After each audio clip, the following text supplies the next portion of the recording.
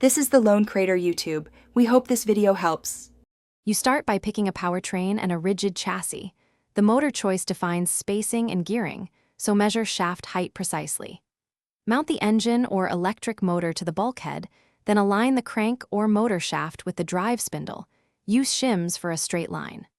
Once done, install the clutch or prop hub loosely so you can adjust later, and attach a lightweight fuel tank or battery tray. Make sure to fasten with lock nuts. Vibration will loosen cheap hardware quickly. Next, focus on the drivetrain and body. Fit gears and chain or belt, checking mesh and tension. Poor mesh burns parts, so set clearance to 0, 20, 4 mm. Balance the drive hub. An off-center hub creates wobble at speed, so balance on a mandrel. Shape the body for laminar flow, small rounded nose, tapered tail, because aerodynamic drag dominates top speed. Once the shell is trial-fitted, mount it with quick-release pins that keep alignment but allow adjustments during test runs. Finish by securing all fasteners to spec and setting trim, engine timing or ESC throttle curve, then do a tether connection check. Ensure the hub spline engagement is full.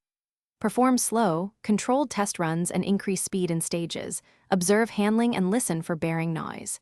If the car pulls or vibrates, stop immediately, adjust balance, retrue shafts, and replace any pitted bearings. One key tip: if vibration persists, rebalance the drive hub first. It's the most common cause of instability at high RPM. Thanks for watching. Consider subscribing if we helped you.